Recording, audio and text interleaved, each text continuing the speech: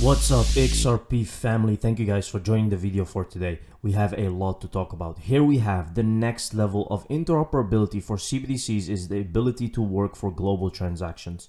Without seamless cross-border functionality, most CBDC projects will significantly underachieve their potential. Where fell said. Ripple CBDC thoughts. This is on AmericanBanker.com talking about how they will actually do this CBDC kind of stuff. So I have a very interesting document to show you guys. It's from the World Economic Forum, where they actually show that XRP and Ripple are very, very crucial to the CBDC projects and plans. So here we go. First, we have a news article on the Daily Hold, and then I will show you the official PDF by the WEF. So here we have World Economic Forum names XRP as crypto asset most relevant in CBDC currency space. So the World Economic Forum is looking at Ripple's native currency XRP as the most relevant cryptocurrency in the emerging central bank digital currency space. In a report early this year, the WEF says that central banks and government agencies are looking at the potential of CBDCs to solve perennial global financial issues such as financial inclusion and the stability of payment systems. Now guys, this is really happening faster than you think. People think that this is still far away, but actually this is happening really, really fast. Especially what would happen with FTX was just another catalyst that they designed so they can speed up the process, because that's what they do. They create events so that they can speed up the process of regulation, for example, or pushing an agenda, right? Here you can see most relevant for wholesale CBDC. Here we have examples GPM coin and XRP, right? What risks do stablecoins or foreign CBDC impose on an economy? Now, there is something very interesting going on now, because what's the risk of having a volatile asset, right? Because that's actually what banks think about. They think that crypto is very volatile. Of course, XRP doesn't have that problem. But let's say that they want to use XRP as a stablecoin. Now, here is where it gets really interesting, because I think that they will do that. They will not let XRP float around in numbers, especially not when banks are going to use this. So what are they going to do? They're going to use it as a stable coin, meaning what? Meaning they have to peg it to something, right? And what is that something? That something can be a lot of things. Now, my guess is gold, that they will peg it to gold and that it will become the same value as gold in number wise. That would be insane. And it's actually very likely. I want to show you a video, guys, where they talk about that. The IMF put out a video on stablecoins. Crypto assets were created for an alternative way to make payments, taking the power away from banks and putting it into the hands of the people using distributed ledger technology and blockchain. Let's take a look. This is a very interesting video. Listen carefully to what he's saying. Crypto assets. You've probably heard of a few, maybe Bitcoin, Ether, or others. So, what am I driving at here? After the global financial crisis, trust in banks was at an all-time low. Crypto assets were created as an alternative way to make payments, democratizing and decentralizing finance. Basically taking power away from banks and putting it in the hands of the people.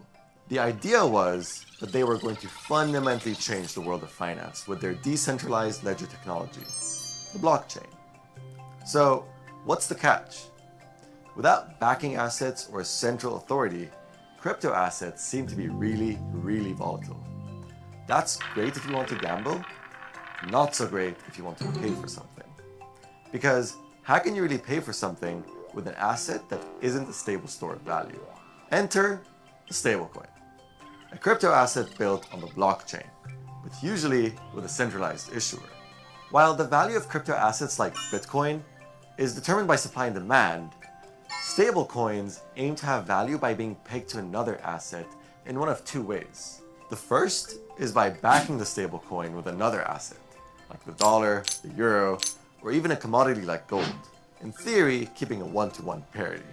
Now he's giving the example of gold here, which is very interesting because nothing has ever been pegged to gold as like, of course you have the gold standard and the Basel 3, but a crypto asset or a digital asset has never been pegged to gold or silver or a commodity. So it's very interesting that he brings up gold as well. And XRP, there is no better crypto asset to actually peg to gold than XRP, right? To make it the world bridge currency. But wait a minute, doesn't this go against the founding premise of crypto? Maybe, but it also allows users to stay in the crypto universe without all the volatility.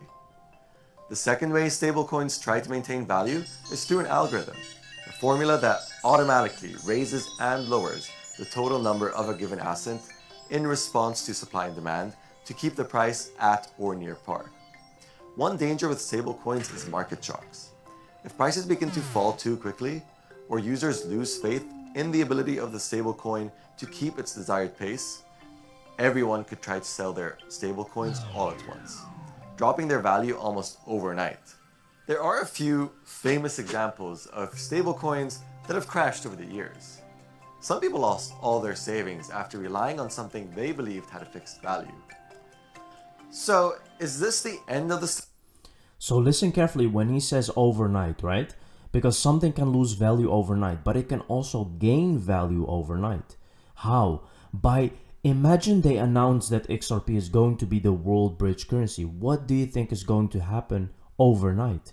Because everyone wants some kind of amount of that world bridge currency. See guys, the future is very interesting about what's going to happen. Here we have Fam W. Scott Stornetta, partner and chief scientist at Yugen Partners. Day when a nation state doesn't feel threatened by the fact there is a variety of medium of exchange mechanisms out there. All you really had to do is hang to the hand and rail and ride the train. Now this is also very interesting and related because he's going to talk about actually moving away from the dollar, and that it's maybe a good thing.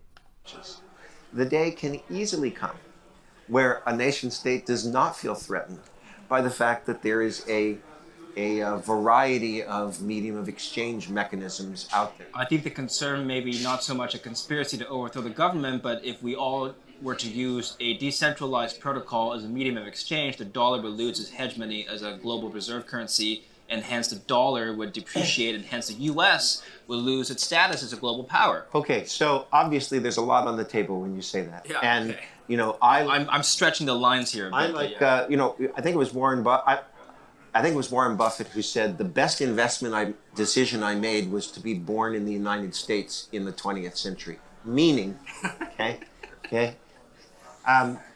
United States over the last 100 years, let's say 150 years, has been such a global value creation machine, okay, that all you really had to do was, you know, hang on to the what do they call those things on subways?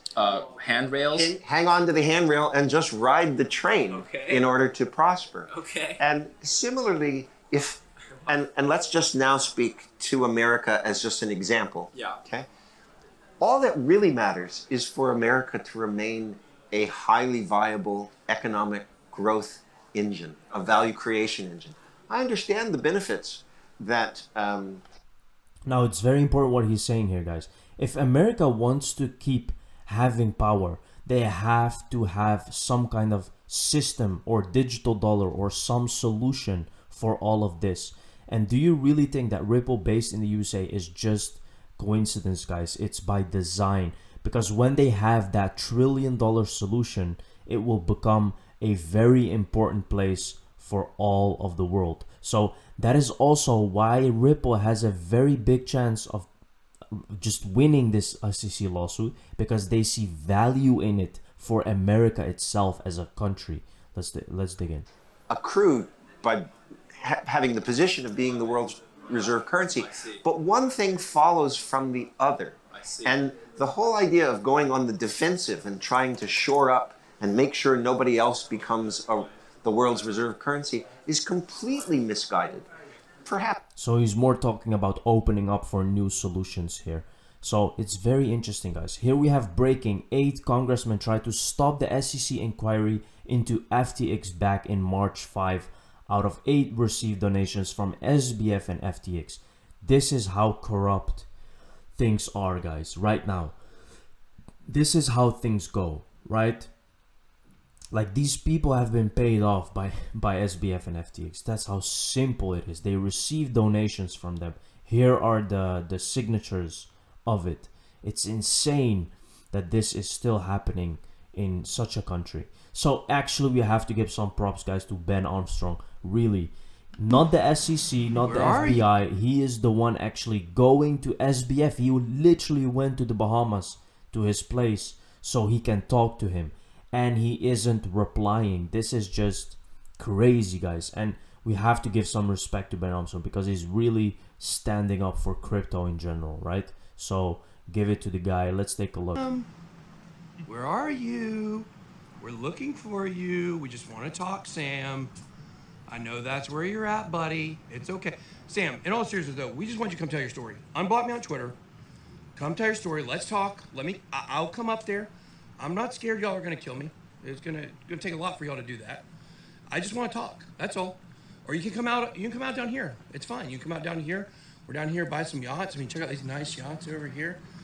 This is very hilarious, guys, and just some respect. Here we have, I believe all SWIFT transactions will soon be processed via XRP Ledger. That might be the reason XRP is created for $10,000 plus.